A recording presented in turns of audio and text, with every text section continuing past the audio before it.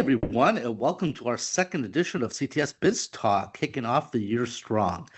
So, last podcast we talked about the Venezuelan situation, beefing up cybersecurity, and I'm going to flip to the other topic that was huge in 2025, and that is artificial intelligence or AI. So, 2026, we're here. A lot of people are saying this could be a very pivotal year for AI. And I want to touch base with what the CEO of Microsoft said about this just at the end of the last year. So, CEO's name is Satya Nadella, and he gave a whole spiel on how important AI is going to be. And I was blown away with what he said because it kind of reflects what I've been saying probably for the last year. And so here's the quote. We have moved past the initial phase of discovery, and we are entering a phase of widespread diffusion. We are beginning to distinguish between the spectacle and the substance. We now have a clearer sense of where the tech is headed, but also the harder and more important question of how to shape the impact of the world. So Microsoft, and I think it was 4 or 5 podcasts ago, they've lowered the rate of Microsoft Copilot. They spent I think it was 10 or 12 billion dollars and invested into OpenAI, which is the parent company of the product ChatGPT. So they have gone all in, right? And this is a huge thing for them, but yet their market share has still been kind of having trouble overall.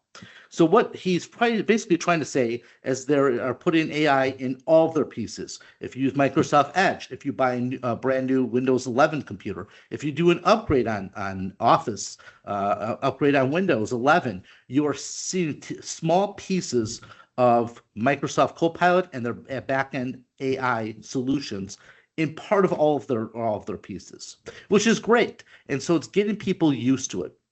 But what we've been seeing for the last probably year and a half is people are not utilizing it for what it's intended for. I got my kids out there where they're making, jokes. We got memes. We got some cool artificial AI videos of like me partying with girls and stuff, which is all great. And then you got some people who are trying to dip their toes into it. They're trying to do automation. Hey, Microsoft Copilot, help me, organize an email. Help me summarize a Microsoft Teams thing. I use it all the time for like when I'm doing descriptions for my podcast. But people and organizations in the SMB world, they're not necessarily using it to its fullest extent. And what I mean by that is people need to take a step back and say, hey, what if we were to take a look more of just the individual Microsoft Copilot, but how do we create an AI policy, both from a security perspective and use perspective within an organization? So I've been having these conversations with some clients throughout the last year. And the question everyone should ask themselves is, what could we use to automate workflows that could help our clients and us be more efficient and more profitable?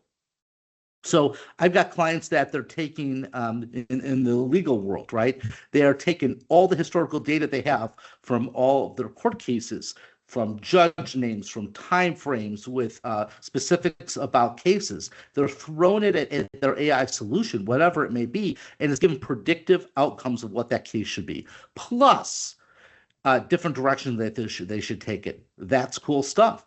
We've got some of our manufacturing organizations. They're pulling in all the data from their pieces of machinery, and they're then creating various reports to help them make decisions of what piece of hardware needs to be replaced, how efficient is it, is there going to be some predictive cost from a maintenance perspective.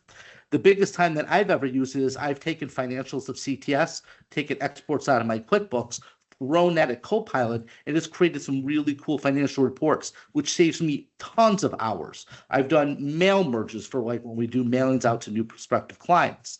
I've used it for sales prospecting. So there are different pieces that you could be using.